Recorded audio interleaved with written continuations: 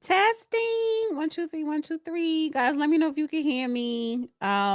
So we kind of been going for like a week, and I was kind of like quote unquote on vacation. I had to go see Beyonce. I'll tell you about that later. I have two lovely people coming up, and we're gonna have a good show tonight. So gotta talk about the Diddy update, and we gotta talk about this Pala- Palantir, Planetaire. Yeah, honey. A lot of people upset with Trump. And then I want to talk about Michelle Obama, but that's towards the end. So FYI, usually me and the judge do the show on Monday. I don't think he's going to come on tonight. He's feeling under the weather, and it's not serious, but he had to go to the doctor. And so, and he has a prescription, and he is of a certain age, honey, but he is doing fine, but he is feeling slightly under the weather. Now, the show must go on because there's a lot going on, and I have these two lovely ladies that's going to be coming up. And let me bring in. Hi, Trevion. How are you? I'm amazing. How you doing? Good. Listen, thank you so much for coming up today. No So problem. the judge is not going to be here. He's feeling under the weather, and Oh, I heard everything you just said before. yeah, okay, good, good, good. Yeah. So I wanted to bring you on because I saw your tweet earlier. We're going to get to that because I want to get into Diddy first, and I Okay. definitely wanted you to chime in. But I did bring someone else. She's only going to be on for a quick 10 minutes because she's tired. Nora, hi.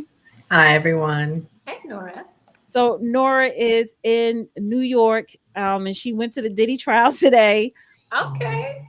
Yeah, and so she's with the New Party, which is a podcast, and and so I wanted Nora you to come on just to give us a quick Diddy update because I have a separate question for Trevion.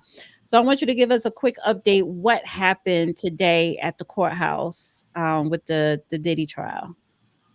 Thank you so much, Dana, for having me. Trivion's very nice to meet you. I've seen you on other podcasts. But today was definitely a very exciting, eventful day. I would say it's a lot of highs and lows. It was a win overall, I think, for the defense. I don't think Mia was very credible, but I think a low was the fact that they finally did introduce us to a co-conspirator. There was one now officially named.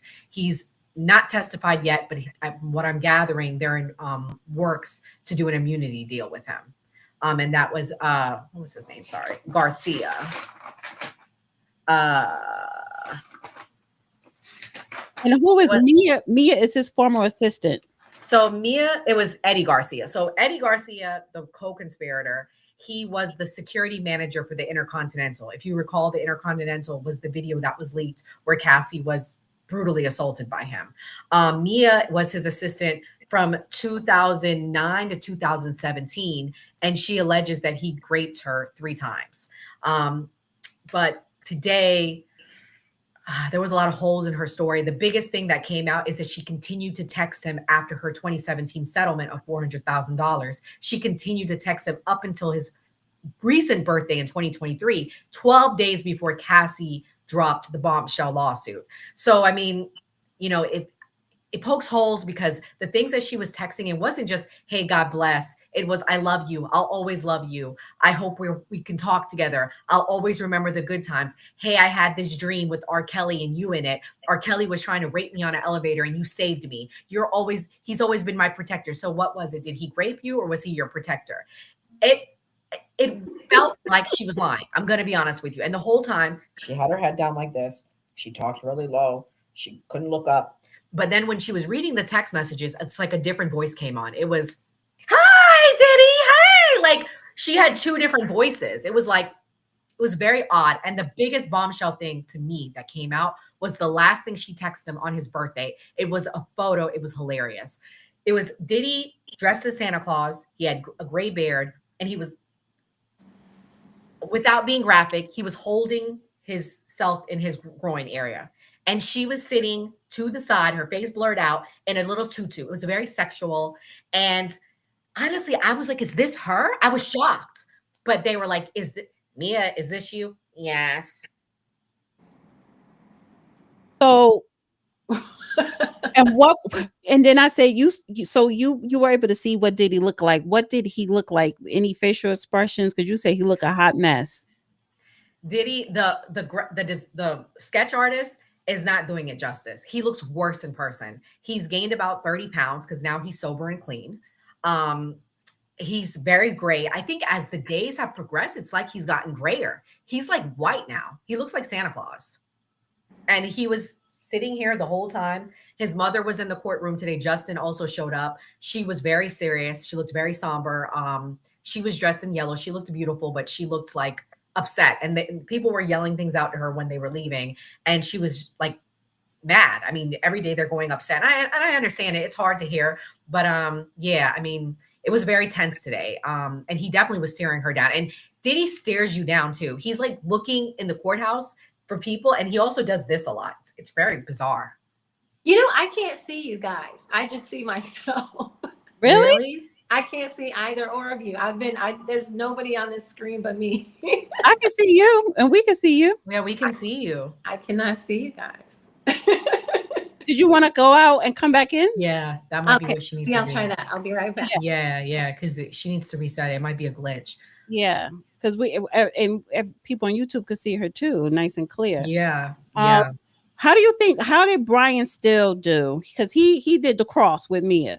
Phenomenal. I mean, I think he kind of beat her over the head too much. Oh, this was the best part, y'all. This was the best part. He literally says to her, wasn't this Me Too movement money grab? We bust out laughing. I'm glad I was in the overflow for that. Yeah, it was, I couldn't believe he said that. And they didn't object or anything. Well, they objected, but the judge overruled it. Oh, overruled is not in the defense, not in the persons who's cross-examined in favor. Overruled means like, I'm going to dismiss it. Sustained means you can't continue asking. Like it's like your objection is sustained. Like you can't ask anymore. Overruled. He will allow the act. Right. Okay. He will allow. But the prosecution accused him of being too aggressive with her. He's like, they're like, oh, she's a rape victim. You can't talk like this. It's you're being aggressive. And the judge was so fair. He was like, well, I didn't notice that, but if I notice it, I promise we can talk about it. Oh, here, wait, let me see something real quick. There she go. Can you see us? Nope. All right. I'm gonna send you another link, and the other link probably will work better. Give me a second. Okay. No problem. Give me 1 second, Nora. Because I know you tired. No problem. I know it's okay. Okay. All right. I just sent you Trevion another link. Okay. So you're going back tomorrow. And you said it was a little bit of drama outside with other content creators there. Listen, honey, people be skipping that damn line. And it's like, come on now. Like, we all got to be here. And the people that skipping is crazy to me because they're the ones that show up every goddamn day. Like, it was people skipping a line so that they could get in, because only 14 people could be inside the actual courtroom. Everybody else was in the overflow. And you was in the overflow. Right. Okay. Let's see something. How about now? That's weird. No. That's bizarre. But keep going with the show. It's okay. Maybe should, maybe Trevion, if you have like a phone or something, log in so you can watch, but mute it. Okay. Yeah, because then you could watch it on your phone. If she has another phone to watch it. Yeah. We're like, yeah.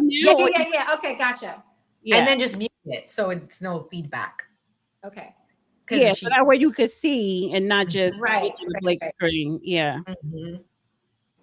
Okay. So you said Brian Still, he did a great job. I think so. Okay. And it was I made friends with people that got inside, and they told me it was very obvious that the jury does not believe her.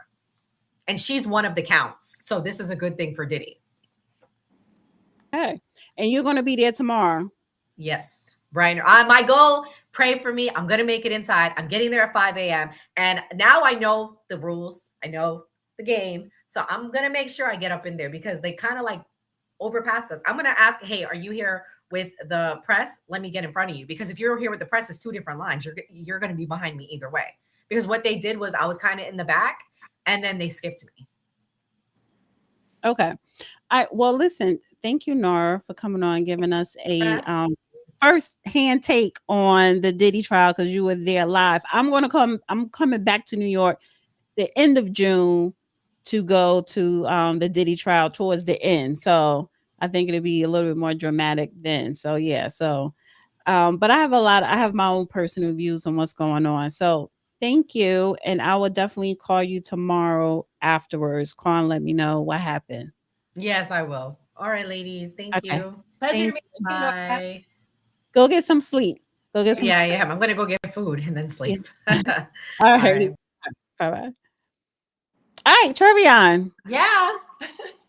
So listen, I wanted to ask you about Diddy too, honey, because you in PR.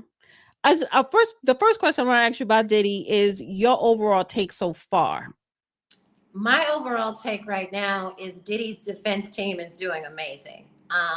As it stands right now, if the court adjourned, and they had to read a verdict tomorrow, reasonable doubt is all up and through this case. And I tell everybody, Diddy is a gangster. Diddy might be the devil, but the devil is a player too. All you have to do is put Diddy's back against the wall, and Diddy is always going to come out swinging. And he very rarely loses. Now, them giving him time served, I don't think that he's going to go, give him a life sentence or 15 years or not. Actually, right now, from what we've seen, if it ends tomorrow, Diddy is going to get time served. The domestic violence situation, his freak off situation, all of those people were willing participants. It's sort of like representing R. Kelly. These people wanted to be with R. Kelly. These people wanted to be around Diddy. Just like today, Nora was talking about Mia, his former assistant. Still, they were addicted to the lifestyle, and Diddy knew it. So Diddy played them exactly like they were playing him. Diddy's not stupid. And if it ends today, Diddy walks with time served. Okay. Do you have the air conditioner or something in the background? No. You have your patio door open? No. Oh. No, because I hear like wind blowing. I don't know. So Okay. all right, so you saying that he will walk because it is a jury. So if it's reasonable doubt, this is RICO. RICO a lot of times is hard to beat. Now, you know that very well, Not honey. true. Not true. So this is where I'm going with it. Because listen, you know someone very well who was up on RICO in Georgia. Was Trump up on RICO in New York? No, it wasn't RICO in New York. It was just RICO in Georgia. Right. But what is the difference, Trump versus Diddy when it comes to this RICO?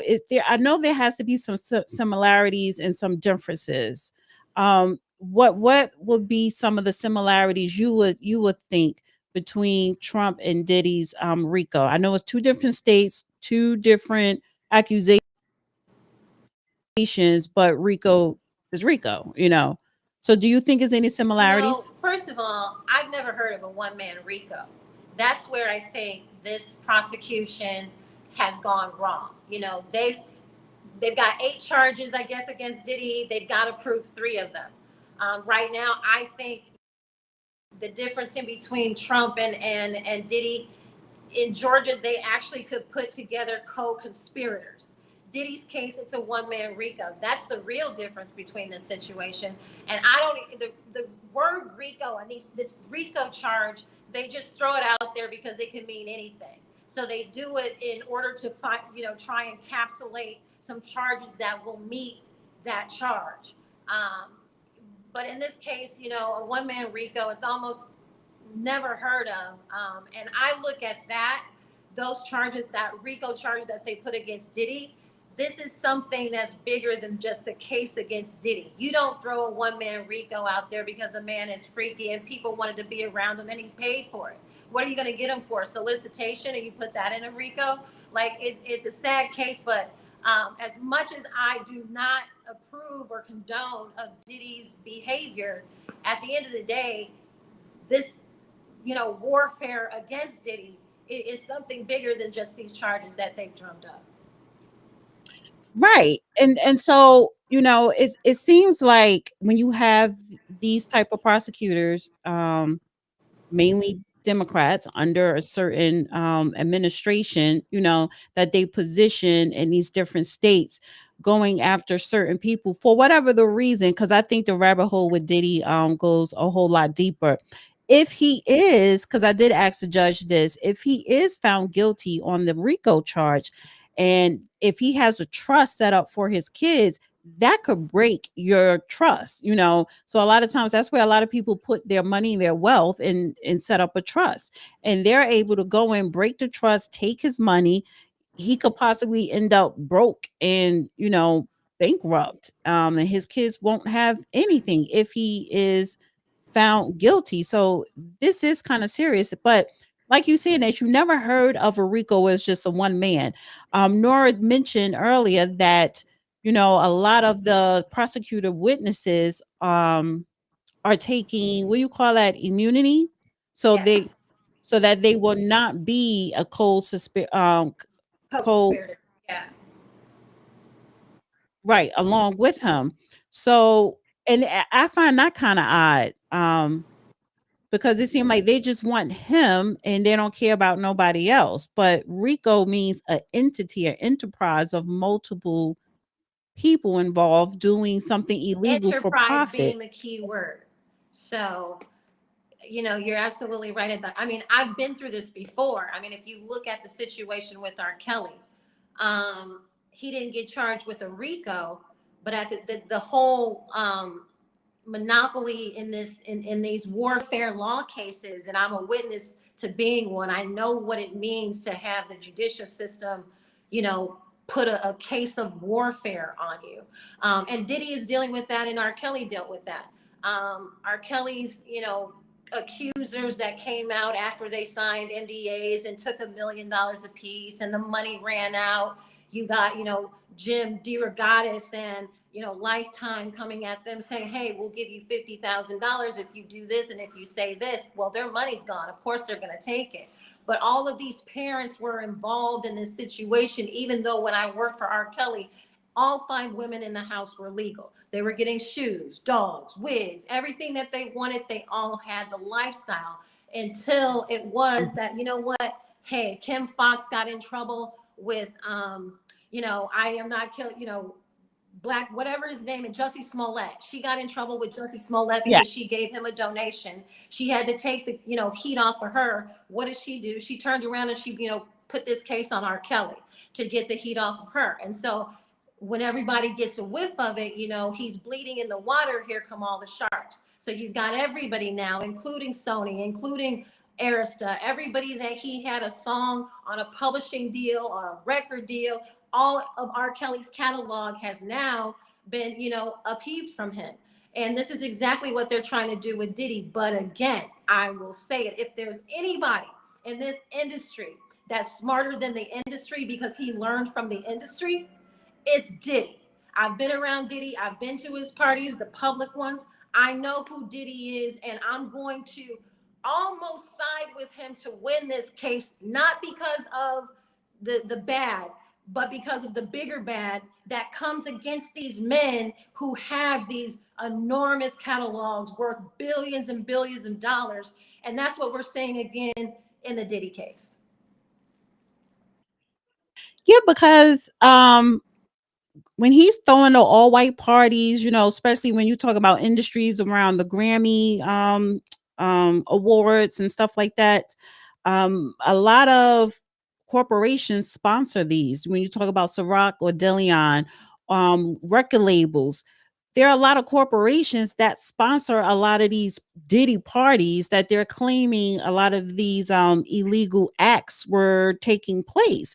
So shouldn't they be implemented if this is such, an illegal enterprise that he was running? So it's a lot of hands that played a part in this man's so-called, criminality. But he's the only one being blamed, and that alone for me, I have a problem with that. And I also have a problem with when if it is domestic violence, right? Exactly. We could say This is he beats domestic women. violence case. You know what I mean? It's not, all of the friends that they had over that Cassie was willing, and I'm going to call them friends because they came more than once. They were having their, extracurricular activities with, and out of enjoyment, to her own admittal. This is just, again, I hate Diddy's behavior. I've hated his behavior for a very long time. Has nothing to do with this case. But what I do admire is what he's done for this industry, what he's built, how many Black men in this world have been able to do what Diddy has done. And at the same time, I know Diddy is the biggest fighter in this game. Cassie snitching to the feds saying, hey, he's got all these videotapes behind the wall, behind the bookshelf. Diddy is not dumb. Diddy's not going to leave every piece of dirt that he has on everybody behind a wall in a house that can catch on fire.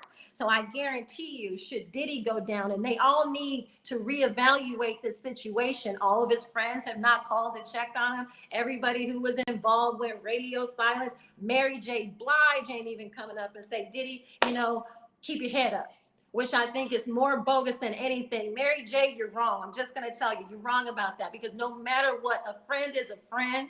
You knew about Diddy this entire time, and now he has this situation, and you can't even say publicly, hey, Diddy, keep your head up. That's not condoning anything, but this is what's happening with Diddy, and this is what Diddy is remembering.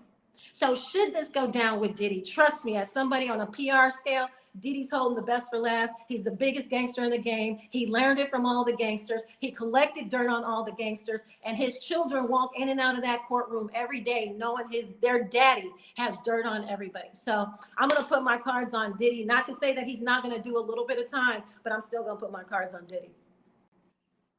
Should President Trump give Diddy a pardon if he is found guilty? If everybody wants to save their dirt from being aired out, he probably should. That's what I'm thinking. Do you think he would? Because, when they ask him these questions in the press conference, he'd be like, oh, well, I haven't put much thought into that. He was just playing with Diddy because, well, you know how Trump gonna get you back when he can get you back. And Diddy's, all up, hey, Trump, we besties until Trump ran for president. And now you over here with Obama talking about vote or die. Trump doesn't forget. You know what I'm saying? So he had to publicly say, okay, ha, ha, ha, ha, Diddy, I am holding the threshold to your life in my hands. But that's just Trump. Do I think Trump is going to pardon him? Yes. That makes sense. All right. So this is the real reason why I brought you up here. Whether the judge was here or not, honey. And I kind of wanted him to be here. Give me a second. Where are we? Okay, wait a minute. Yes. I've seen this today. So I just came back into town today. And we haven't done that in all week, in a little over a week. So I seen your tweet, and this is the first time that I've really seen you write anything that was not so much anti-Trump, but criticizing a little bit of him. And then I'm like, what is she talking about? So you wrote, President Trump sold out every American. We trusted you. You made every American a slave to the New World Order. Now we got to go be friends with Elon. Hopefully he has a technology that can shield us from Palantir. Did I say that? Palantir. And I want to get in. I did write down Palantir and the meaning of it, because the person who created Palantir is Peter Thiel. PayPal. That's how you pronounce it? PayPal, yes. And he's a big sci-fi reader. And Palantir is a word he got from Lord of the Rings, which means watch over. Spy. Or watchtower. Spy. Watch over. Yeah. That's what it means. Spy. Yeah. Spy. So, all right. So tell us why you tweeted, reposted, wrote this post here. So I don't know if you've been watching me, but I've been critical of President Trump on more than one occasion.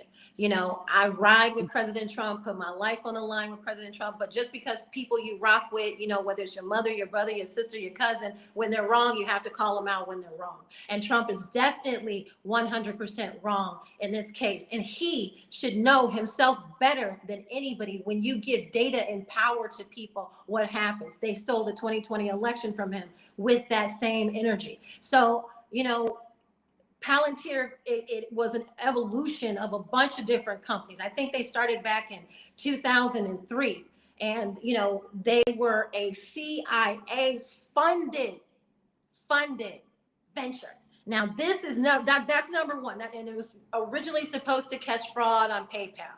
Well, they kept going and kept building, and, you know, they just became this monster. And like, bigger companies that used to have these types of powers, like Raytheon and Lockheed Martin, you know, they just got pushed to the side. And, you know, this company just kept going. Then they called it Gotham, you know, so now we've got this big monster Gotham that's now, you know, spying on everybody. They say, oh, you know, we're just going to use it for immigration, but the NSA, the FBI, special forces, everybody is using this technology, and then they grow into something called Foundry.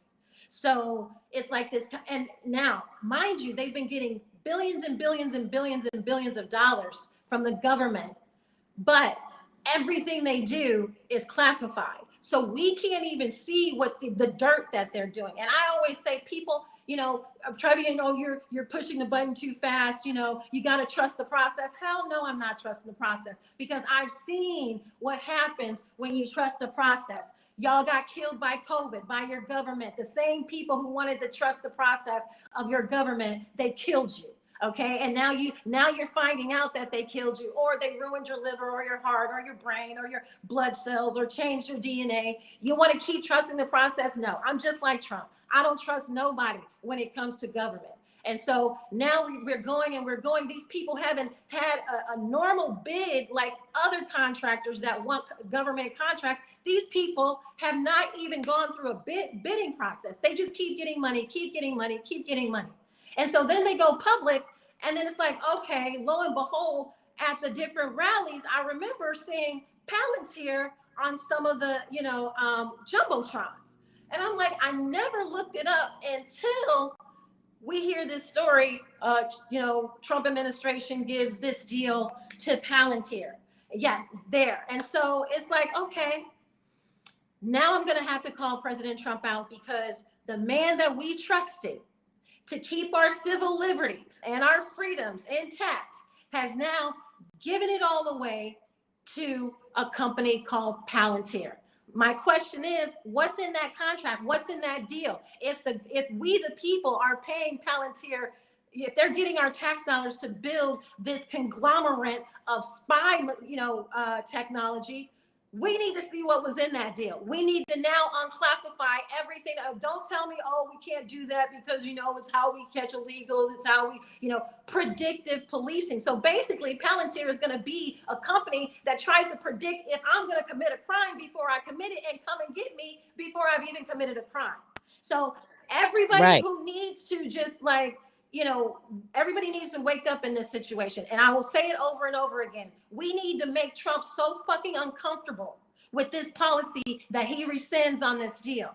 Because is he protected? Is his family protected? None of us are protected under this deal by President Trump. And as much as I rock with him, I'm going to call him out when he's full of shit. And he's full of shit on this and what he's done to the American people, who have put so much trust, overwhelmingly put so much trust in him. So it says here, Palantir to create vast federal data platform tying together millions of Americans' private records, and their stock jumped. So the Palantir Technologies is back in the spotlight after securing a major federal contract that could reshape how the U.S. government uses data. Under the new agreement backed by the Trump administration, Palantir will build a vast centralized data platform that connects sensitive records from across key agencies, including the IRS, Social Security, and immigration databases, and more. And bank accounts, and your bank accounts are now connected. So basically, if they want to predict that you committed a crime, to stop you from committing what they predicted that you may do, They now shut down your bank account. When I tell everybody, when you give government a string, they will take the entire rope. And anybody who is comfortable with this current deal that President Trump has enacted, you're dumb, you're stupid. So I'm hoping, like I said, we got to go be friends with Elon now, because it's like, hopefully, since he's been in the inner quarters, he knows what's going on. He's smart enough to build a technology that we can all go on his platform that will be protected from Palantir. If he can add bank account, it's called XChat. It's a DM, sort of like WhatsApp type situation. But as far as I know, and if I know Elon, he should be smart enough to build a utility. And that utility can be money exchange. It can be bank, somewhat of a technological bank account under his platform. And I'll tell everybody, I'll choose Elon Musk any fucking day before I trust any other company, especially a company like Palantir. Well, Elon Musk actually partnered with Peter Thiel. Peter Thiel. Is it Theo or Thiel? It's Thiel. Thiel. Yeah. He partnered with him and invested into PayPal with him. So they're close. They're close, but not really. And that's what I'm going to say. It's like it's always a competition and a friction amongst businessmen to be bigger. And when you become bigger than the other, you may not have that same close relationship. I'm hoping that Elon went in and was an intern in government because he was trying to, learn what he needed to do I think he might build his own conglomeracy to have power, and that's fine. As long as that power that he builds doesn't restrict the freedoms. And I'm going on the promise of which he went into government saying, I'm not doing this for money. I'm not doing this for fame. I'm doing this so that America can reach new heights. So that's why I'm like, look, Elon, America needs you right now, because you've been there. You see what's going on. You see what's about to happen. This is your moment. You thought your moment was getting Trump elected. No, your moment will be protecting us from Palantir. Yeah, but I don't trust politicians and I don't trust billionaires. So until you become one. Yeah, well, I mean, if I become a billionaire, it's like, come on, they know. I don't like that. I don't like when you all hate on people because they have $1 billion. You're not hating on them. That's a hater. You're a hater. You're a hater. No, it's not that. It's not that. You would trust yourself. Yes, you would. Of course, I would trust myself because I worked myself to get to be a billionaire. However, there are things you got to do to get in that position of power to accumulate billions, and it's not all kosher. Now, a lot of these billionaires, they fund these politicians, and of course, these politicians are going to look out for them before they look out for the American people. So now we got to rely on a billionaire's moral compass. That could be a little bit tricky. I'm looking at these billionaires who are standing side by side, chummy with politicians, as if they are a politician, and you cannot trust a politician. But I say all that to say, who is this Peter Thiel? Peter Thiel's been in technology for the longest. I mean, he's grown from PayPal and got into data because he understood that owning PayPal, he had all this data. So guess what? When you get a taste of that, the hunger becomes more and more. And that's why Peter Thiel, who's smart enough to start this and now want to control all of the data on every American, alive and even dead. So, it's just business. And when you say, moral compass and this and that, I don't believe in that either, because I do know that it's just business. It's not personal. People are like, well, all money is not good money. That's a damn lie. All money is good money. Some is just better than others. And that's where Black people go wrong. It's like, y'all got the wrong mentality. It's just like the broke person's mentality. All money is good money. That's what I want to tell you, because money is just money. And so when y'all put these emotional situations on it, you clutter yourself. Money is just money. And let me ask you this question. Do you think you could do good business with a bad person? Of course. You can do business with anybody as long as you control it and not have to trust it. See, that's something I learned when I was a foreign exchange student in Germany when I was 13 years old. It is better to have control than to have trust. So you can do business with anybody. Trump does business with Russia and China and whomever else. You sit down at the table, you can do business with anybody. You're absolutely right. As long as you are in control of your assets, your situation, you know, and yourself. However, I always look at it, well, you know, what is the agenda behind it? Because what is the agenda behind Palantir? Palantir. Palantir. What is the agenda behind it? Because they're going to say, well, it's going to help us fight against terrorists abroad and domestic, right? But why do you need access to my IRS and my Social Security? Why, And you my know? bank account. So what is the difference between his administration and Biden? Because Biden wanted to do the same thing as well. They just called it something else. Well, There's, you get to learn that they're all playing the game. So we're getting the frills of freedom from this administration. And we were just more skeptical of the previous administration, so we were able to call it out. But now you have to remember, MAGA has a lot of very unintelligent followers. They've never been out of the country. They don't know, you know, they just follow what it is, and that's what they're stuck on. And then you mix that with the Bible, and it's just like, it's just not an intelligent, recipe. But it's I think it's a simple. I think you all tie emotions into into these politics, and I look around and I'm like, nobody is saying anything about this, telling you to trust the process. Oh, calm down. It's not. When has the media ever been honest with you? When has the government ever been honest with you? When do people realize Palantir is the loss of all freedoms, all of it? They control you. They can stop you. They can come and get you because their predictive policing said, oh, you might go kill so-and-so, or you are a terrorist, or you have these beliefs. So now I take the emotions out of it and I get very logical. And I'm like, I got to make sure Trump is like feeling real stupid about this move. First of all, you didn't present any type of bid for Palantir to take over this and get this contract. You didn't disclose what the deal was. We haven't been able to see what they've been doing because you've classified everything that they've done. So these motherfuckers have been free and clear, just running amok, controlling everybody's data. And more than any, money is just money, but data is power. And that's what this run is for. well, he's getting backlash from And the and I'm from the, giving it to him too. People are like, "Oh, you turned on Trump." No, God damn it! I'm just gonna call his ass out when he's wrong, and he's wrong.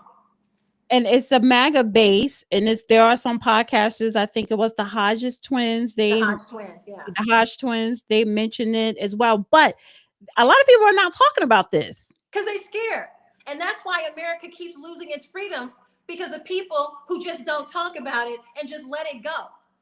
I'm going to tell you, I'm a bear witness of getting out there trying to stop bullshit so we can maintain our freedoms. But we got people left and right, and I'm hearing them, and I'm like, okay, you know what? I can't be friends with people who will make me lose my freedoms. And that's what's happening. Nobody has any balls around here. And it's a frustrating situation. You've got all these keyboard warriors. Nobody gets out and put the boots on the ground. I feel like it's just sometimes it's a waste of time fighting for people. So you become selfish and you put yourself first. So it's like, you know what? Fuck all of y'all. Y'all stupid. So now I'm going to do what I got to do for me. And that's where it's getting to. And I hate to say that, but it's slowly getting to that position. Let me ask you this question, because you said money is money. Would you buy Palantir stock? Because it went up 150%. Why not? It's business. It's not. No. You didn't buy it? Are you crazy? Because so here's the thing though. Right. So here's the thing though. Why would I buy into something that I'm against? Just like I bought into privatized prison stock, because it's the game. It's how you build wealth. You can't make any moves out here with no money. So you have to get the money however you have to get it so that you can make some moves that count. And people need to take their emotions out of it. These privatized prisons are going to make their money either way it goes. So why would I not make money off of them? Well, I can make money other ways.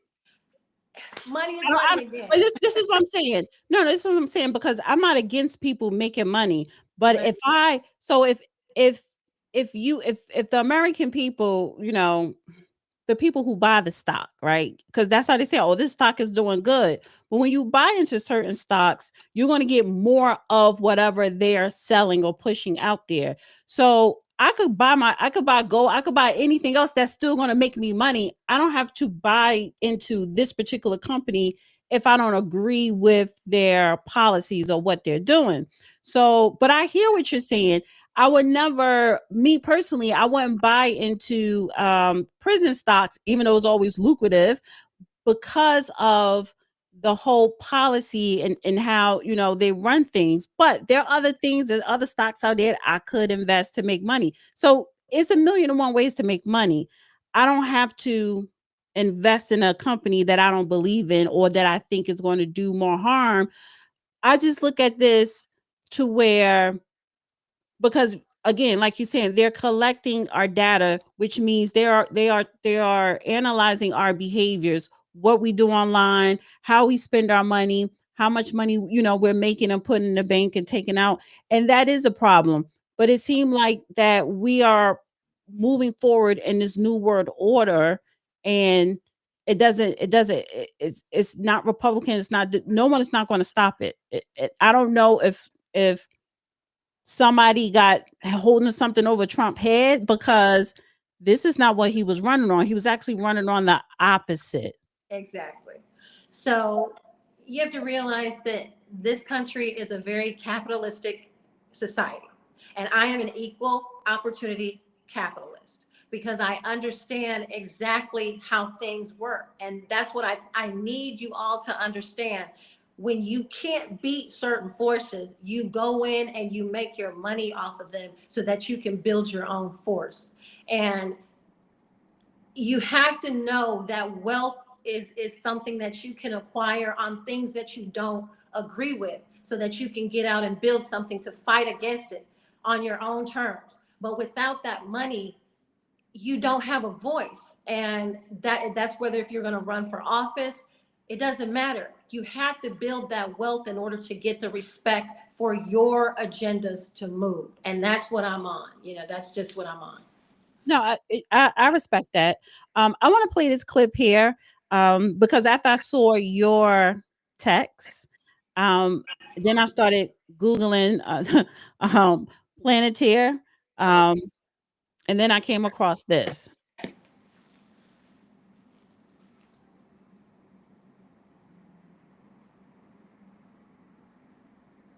I can't hear it.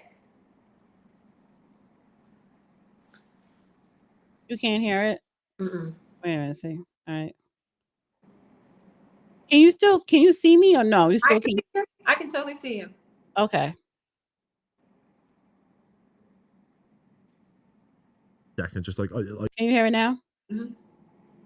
And Peter Thiel, the founder of Palantir, he was recently asked on stage in an event what he thinks of what's going on in Palestine with Israel, and he stumbles over his words for a solid 30 seconds, just I don't listen, I don't generally and he basically just 30 seconds just to say, I defer to Israel, I trust them to be doing the right thing, I think generally they're doing the right thing. And it's so cringy and so hard to watch, but that's the perspective of most of these technocrats, and not most, but a huge portion, a disproportionate portion of the surveillance technology industry is Israeli, because Israel's number one export is at this point is either spyware, diamonds, blackmail, or spyware, right? Blackmail. Yeah, we'll get into that in a second. I think that's a good one. That is true. But what real quick before we get to that, what's Palantir? I hear the name. What does that company do? Palantir.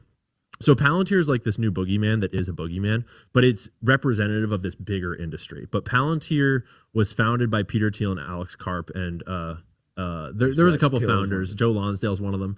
So two of these guys, Peter Thiel and Joe Lonsdale, they're from the PayPal mafia, from Elon Musk. And PayPal Elon Musk days. was part of that. And so they had a bunch of funding when they started, and they basically at first, I don't know if they explicitly planned it this way, but their first client became the CIA. And and at the time, their only client was the CIA, and the CIA has been their client ever since. And so they make AI ultra databasing like spy software they are the proverbial, like in the movies when the secret agents are like, all right, pull up the face on that terrorist, all right, zoom in on the terrorist, all right, track the movements, all right, so like they're the everything database is the idea, and it's for warfare explicitly. So it's used in combat, in warfare, like it was used in Iraq and Afghanistan. It's being used in Israel and Gaza now. And the goal theoretically is to use it to enhance the American warfighter overseas, and they're also deploying it domestically to deport illegal immigrants, and it would never obviously be used on civilians. Never use it against us. Yeah, no way. But the human rights questions are obviously infinite. So I kind of want to play the whole thing. It's about 4 more minutes. Is that okay? Yeah. Okay. And the funding is insane. Like how much influence Peter Thiel has through his lobbying, government funding. Yeah, exactly. So the big one that's worth mentioning real quick is JD Vance. JD Vance was massively funded by Peter Thiel, but not only that, he got his whole career is Peter Thiel through and through and through. And if anyone wants to know more about this, looking into reporting by like Whitney Webb, reporting by Derek Bros, a lot of those guys kind of in the like sort of center fuck everyone crowd where they're like everyone is corrupt. Those guys have been on this. And JD Vance got his start at Mithril Capital. He was funded by Peter Thiel. He later founded another one that Peter Thiel helped support. I forget the exact details, but he's just been like Peter Thiel all the way up to this vice presidential pick. That was very concerning to me. Yeah. And so by all indications, he's Peter Thiel's guy. And Peter Thiel has that kind of influence behind the scenes. Yeah, right. You know, if something happens to Trump, then he controls the country. Exactly. And so Palantir is concerning for myriad reasons, both from like the founders, from their perspectives, their backstory. The name Palantir is this evil, all-seeing ball from the Lord of the Rings. That's so like it's the seeing stone in the Lord of the Rings that the wizards use to see the whole everything. Wow. But it corrupts you naturally. Like when you use it, it corrupts you to evil if you use it too much. Wow. Which is like, well, that's a funky name to pick. But Palantir, in a way, is also just a metaphor for the greater, surveillance industrial state of this like technological, technocratic hellscape that they're trying to build for us. Because it's not just Palantir. There's a lot of American, tech companies that are doing sketchy shit like that too. But and it's not just Israel, but Israel's a good example because we do this too. Yeah. But Israel had this policy for the last 10 years or so of exporting what would be their like spy organizations, like their NSA, which is called Unit 8200. They at a certain point realized that if all this spying gets caught, then it's like we don't want to be caught doing it. Yeah. And we can also do a lot more if we just export your unit out into the private sector. Go found a company, right? Go found a tech startup that makes spyware software. So it doesn't sell it to everyone. Back to Israel. Exactly. Because Israel, the Snowden document showed they were our number one spy threat. Exactly. Never got too into like the details of it, but it showed that was very concerning. Yeah. Another thing that Snowden showed actually that I just kind of was reminded of on the story I'm doing is that he also showed in those documents that the NSA was giving Israel information about Palestinians in America. Wow. So that, I assume, so that Israel could then go and find their relatives in Palestine and like potentially kill them or rape them, them, threaten them, blackmail them, whatever. So there's all these tech problems, and Israel is one of these primary exporters where they'll found all these companies like Black Cube that Harvey Weinstein used to spy on his accusers, right? I'm thinking of Paragon, which is this newer one that we can talk about. But Pegasus was the one that Jamal Khashoggi got chopped up by. But they were also using Pegasus to spy on people all over the world. That also an Israeli company? Yep. So Pegasus was founded by NSO Group, which is an Israeli cutout in this exact same way, where they found a private business that was actually just all ex-Unit 8200 people. And then at the end of last year, end of 2024, another scandal broke out, and the headlines were crazy. These headlines were like, let me see if I can get it right. Vatican and Israel implicated in new spying scandal in Italy or something like that. Like together, or they're spying on both, the Vatican? The both. They're spying together. So it's this like Italian private investigating firm that's like contracting with the government. And so they have an official government job in Italy, and they have this little office. And they're using this spyware software called Paragon, which is developed by this company from Israel that we can talk about in a second. But what they're actually doing is they're hacking the Italian government's servers in ways that are not within the scope of their mission at all. Yeah. And then they're collecting information. They're selling dossiers on anyone you want. and they're essentially using this like Italian government position as a front to hide what they're really doing, and they're actually just spying on whoever they want using this Israeli software. And then the Italian government got wise to them and started surveilling them, and they started wiretapping their offises, and they started recording conversations, and they recorded Israeli intelligence officers coming to the office and basically giving them directions, actually directing this operation. And one of the recordings that they recorded was these Israeli officers talking about a job on behalf of the Vatican, allegedly, that was a $1 million payout is what the allegations were. So it's like this whole fucking network, and it's this whole shady thing. Yep. There you have it. You know, it's already being done. I don't think that anybody within their right mind could say that Israel is not our most, you know, threatening intelligence, you know, problem. And I just want, you know, to wake up as many people as possible. You know, all of these people who are siding with Israel. And I put up a post, I don't know, maybe a week or so, 2 weeks ago. You know, white people need to realize that division against them and racism against them is deliberately sown by Israel and Jewish people in this country. And the worst thing that and the reason why this has to keep happening, because the worst thing that can happen is that Black people and white people come together. And then these people who are intentionally, you know, funding, you know, Black Lives Matter and all these different issues that make white people the boogeyman and the bad guy. You know, I think that white people need to wake up. And I understand that, you know, Israel is in the Bible and you're throwing your support behind Israel, but you have to remember that the Israel of today is not the Israel of the Bible. And when you all are fine with, you know, 70,000 children with their arms and legs and heads blown off, when all of you are fine and you praise that, you are the reason why slavery happened. You're not Christians. You're not good people. You're just not. And so you guys can get off your high horses because you're all full of shit. And, you know, it's obvious. But in the interim of all that, I'm being honest with white people in this country. The reason why we have this division that continues to, you know, take flame is because it's funded. It's agenda, you know, there's an agenda for it. And the people that are behind it are Jewish people, because if we unite, they lose all power. So white people, I'm with y'all. Let's do it. Let's get it together. We have to save this country.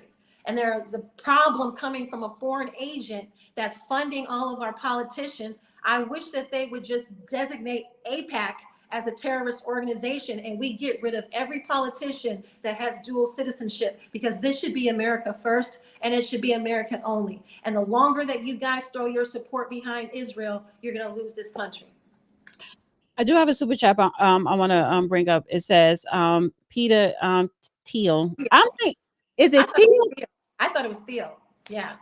But anyway. Peter Thiel. And Elon. So I know. What is it in German? Theo. Okay. Yeah. Well, that's probably because you lived there, so you would know. And Elon are both Boers. Their DNA is all over the policies that Trump is pushing. Not good for Americans, especially people that look like me. So I guess he's putting Peter and Elon in the same boat, and they probably are to a certain degree. But I think what's done is done. People do need to talk about this. Who is it? Tim Cass, he ain't talking about it tonight. He's talking about Trump and Biden. I don't see no one holding X Spaces talking about this. And they should.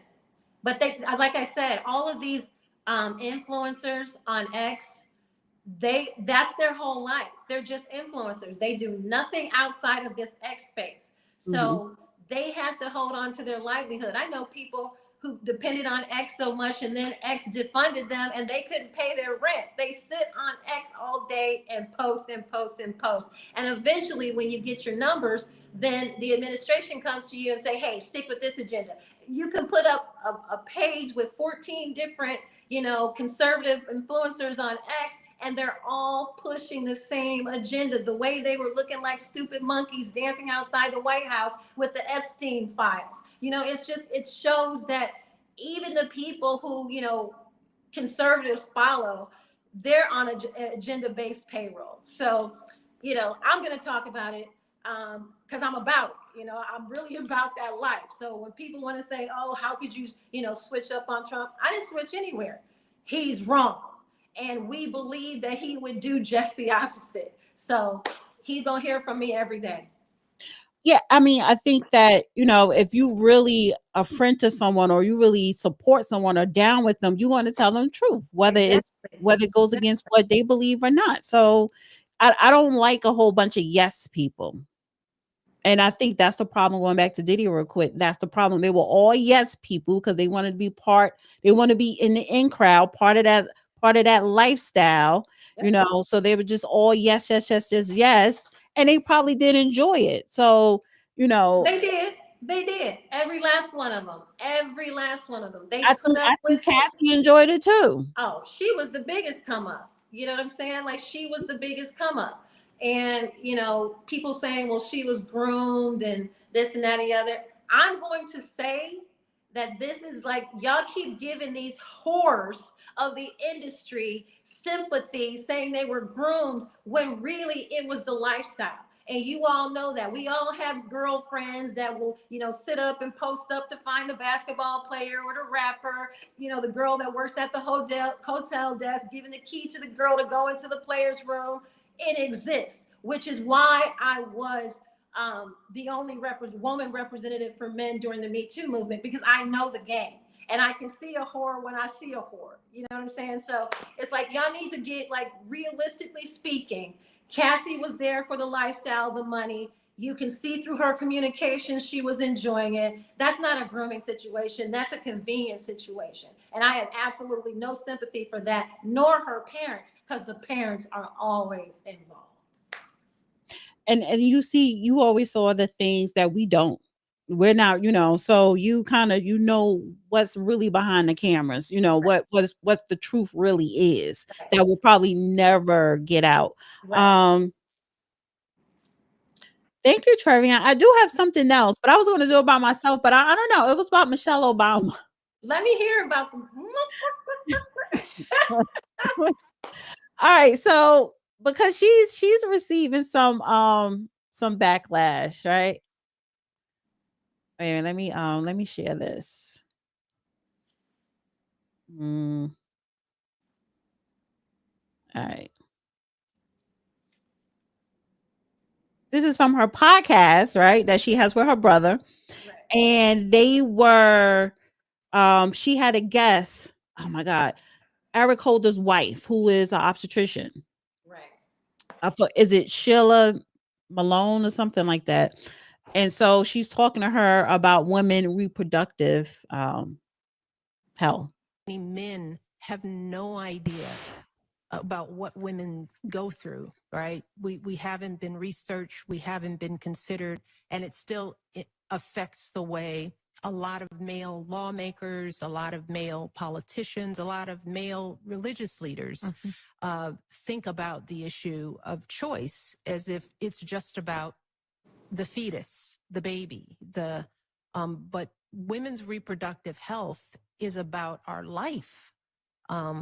It's about this whole complicated reproductive system that does the least of what it does is produce life. It's a very important thing that it does, but you only produce life if the machine that's producing it, if you want to, whittle us down to a machine, if the machine is functioning in a healthy, streamlined kind of way. Mm-hmm. But there's no discussion or any men.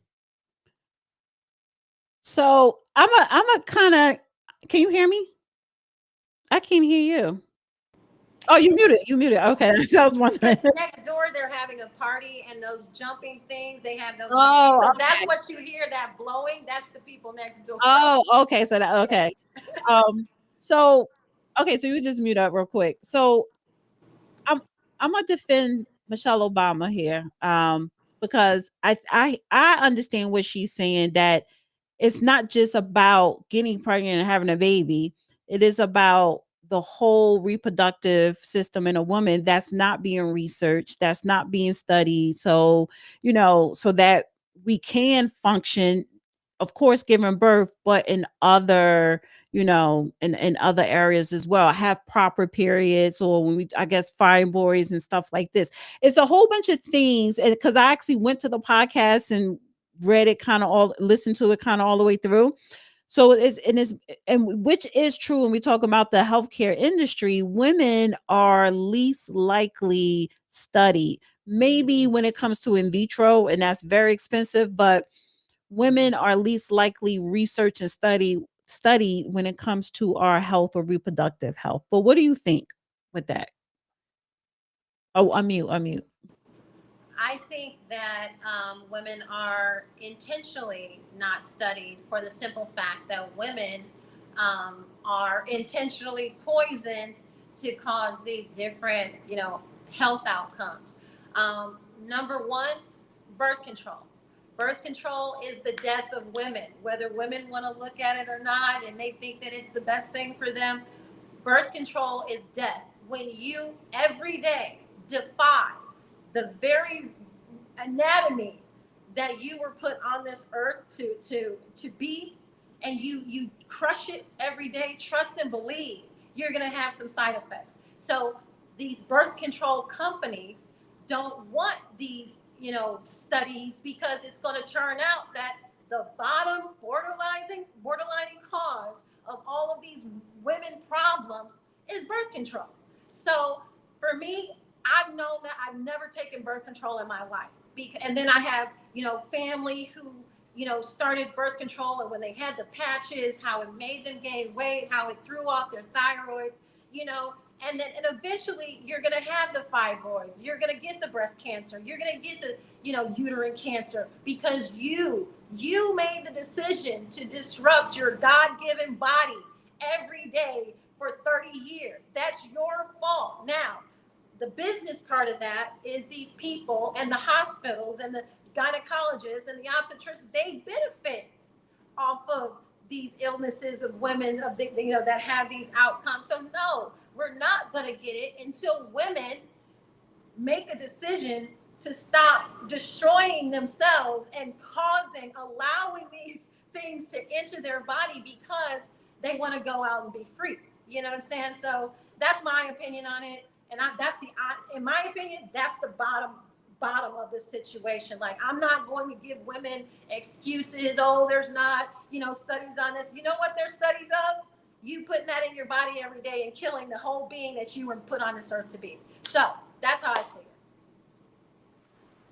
That is a great point, because if you're going to talk about women's reproduction outside of giving birth, right? And it's like, okay, there are women who want to hold off on being a mother, but they're still sexually active. Talk about the pros and cons of birth control. And and women like her, the liberals or the Democrats or whatever, she's not doing that. She's just really one-sided. Yes, there needs to be more research. Yes, there need to be more studies with certain things when it comes to women reproduction systems. But you got to understand, there is a con to a lot of this stuff. There's cons to abortion, there's cons to birth control, but they're not talking about that. So, but she is getting backlash. But I will say this, her and her brother having that podcast, that's strategic for the Democrats. That was done on purpose, because really, why we want to hear you weekly for what? So I think this whole podcast is gearing up or setting up for the midterms for the Democrats. Well, this is the thing you were talking about earlier about not supporting things that you don't agree with, but all of y'all watching Michelle Obama, y'all are feeding her what they need in order to try and make a dent during the midterms. See, this is an easy fix. Everybody just stop watching Michelle Obama. So, and then all of whatever power or strategy or whatever the agenda was goes away. And it doesn't even cost you anything. Like, these are the easy fixes, and so when we talk about it, those are the things that I'm like, okay, I don't even watch Michelle Obama until you guys post her. You know what I'm saying? I could care less about Michelle Obama and the power that she doesn't have anymore.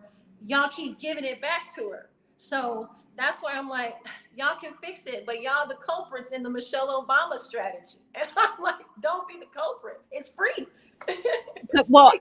me personally, I don't listen to her podcast, but it's like, okay, I do see her, whether she's trending on X because of something she said, or it could be the New York Post or whatever legacy media talking about it, or they talk about her podcast is not doing well in the ratings or whatever, which it is kind of not for what they're expected. But you're right. When you feed into it, you're going to give attention to it, whether it's good or bad. But see, that's this whole I call it the hamster wheel with social media, the internet, and content creators, big or small. We're feeding into all this. We're feeding into Palantir, with Palantir, because I'm thinking of Planet, but Palantir. We're feeding into Palantir. We're feeding into giving our data away. I mean, you know what? I want to say one thing. Did you get the real ID? No, I have a passport. Right. No, I'm not doing that. I mean, for what? I mean, it's just more ways for the state to make money off of the civilians. That's really what it is. That ID is not more secure than anything else that's out there. So, but I wanted to say one thing. Now, I didn't know I was going to be on the show today. So I went and got my eyebrows tinted, and I know they're dark, and I don't want y'all making fun of me, but yeah, I got them tinted, and then she called me to be on the show. So I just want to put that out there for y'all. Get in the comments and start talking crazy. Because they were fresh. You gotta, if it's freshly done. So and so I washed it out tonight. Like you. I'm sorry, because you know what? I knew that I take care of myself. Oh no, yes she does. Yes she does, honey. Because I knew the judge wasn't feeling well. So, but I'm happy to be here. I just wanted to put that out there because I know people get stupid. So let me just check y'all. And even if they did say something, you wouldn't care. I wouldn't care, but I'm just trying to be preventative maintenance in this piece. Well, listen, thank you so much, Ravion, for coming on. Love you to pieces. And listen, you do say it how it is. You make it plain, and you're very outspoken. But one thing I do know, that you do reiterate is for people to go get that bag. Go. For sure. You got to get your money up. Trust me, when a catastrophe happens and you have no money, it's going to be survival of the fittest, and you might not make it. So the best thing, no matter what is happening in the world, get your money up, because with money, you don't have to do with certain stuff. You can pick up and go. But when you get emotional and money and all money is not good money, you lose. And that's the mentality they want you to have. Oh, I don't want that money. No, money is money, and all money is good money. For sure. For sure. You said all money is good money. Even drug dealing money? All money is good money. Because you know what? Jay-Z just turned into $1 billion company. All money is good money. That's gonna stay in my damn head. Yeah, that's why I'm saying it to y'all, for it to stay in y'all head, so y'all can get your bag up. So listen, people can follow you on X. Yes, at Free Trevian on X. And then you still do the show. Hood Conservative Podcast every Thursday, 3 p.m. Eastern time. Yes. Okay, cool. So go follow Trevion, and I'm going to put her social media handle in the description, because I always chop this up and I upload it. So yeah, that's how I make my content. But I'm gonna put her social media handles. Go follow her on X. She's great, and I'm definitely gonna have you come back on. So thank you, Dana. I'm always happy to be here, even when I died out, guys. Thank you so much. Appreciate you. All right. Oh wait, one more thing, honey, because I went to see Beyonce. Yeah, in Chicago?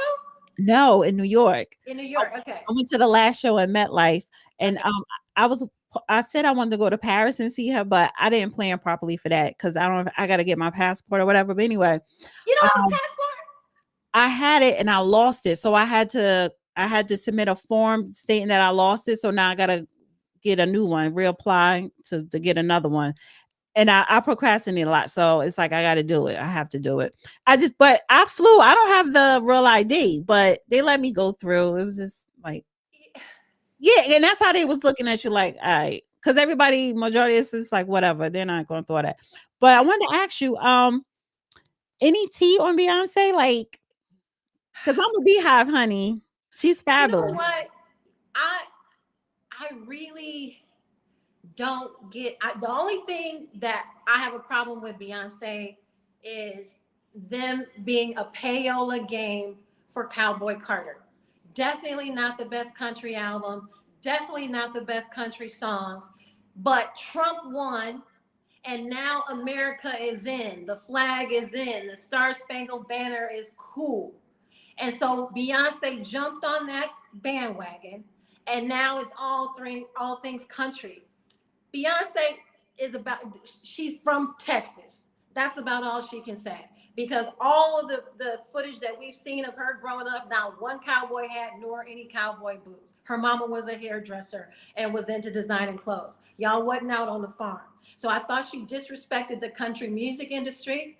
I thought that, Jay-Z putting $2 million behind, streams and, pay to play so that everywhere you turned around and looked, you would see Cowboy Carter. Now, the choreography and how they perform it at the shows, great.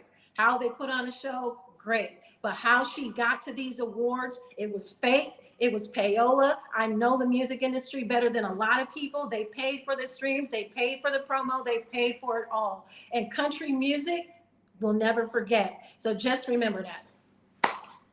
Well, I loved it. I hear you, but I do appreciate how she gave homage to the Black country music artists, because they have not. They kind of been done. They kind of been left in the dust with no type of recognition. But I hear you. No. And I'm pretty sure Taylor Swift is paid for play too. Oh, Taylor Swift is the #1 payola artist in the world. Let's just say that. But however, she's not messing with nobody. She's not trying to come in. She's staying in her lane of pop. She's staying in her lane. I see what you're saying. She's staying in her lane. And, but see, Act 2 was recorded before Trump ran again, because all Act 1, 2, and 3 is already recorded. So that was already planned for her to do the cowboy. But I do believe you with the pay for play, especially when you talk about marketing, because was she going to be accepted as a country artist? No, never. But she should have got album of the year with Formation, now Formation was different. Or Renaissance. No. Yeah. And I was like, okay, they're finally giving it to her, because she should have got it for Renaissance at least, but she should have got it for Formation. And I'm not disputing that. But Cowboy Carter, it was a junk piece. I'm gonna just keep it real. And they're I'm a beehive. It was a junk piece of music, and it. Let's stop playing. Hands to heaven. But see, I'm not a country music listener. Not even classifying it in a genre. It was junk music. Where Beyonce wins is choreography, showmanship. She's actually an entertainer, outfits and wardrobe, and putting on a stellar show for y'all who travel miles to see somebody who put out a junk piece of music. But marketing and promo and perception is everything. And Beyonce is skilled at that. So I give her credit in those spaces. But when I'm going to call a junk piece of music, because I've been around the best in the game. I know good music. My father helped co-write old time rock and roll. My whole life is music. So, my sister wrote for Beyonce and Lady Gaga. She's a co-writer on Telephone, and Telephone 2 is coming out. So I've been in this industry. I know Beyonce's game. I know how this works. And I'm just, Beyonce didn't have it in her.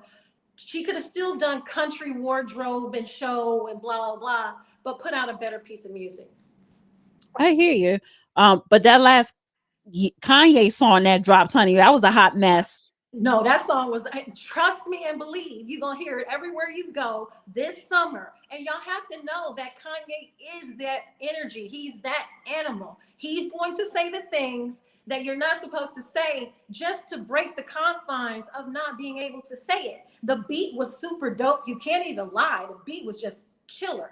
And then the video was dope. So, you know, I'm sometimes not feeling. I'm not. You know what? I'm not feeling. To me, I'm not feeling him right now. I'm just not.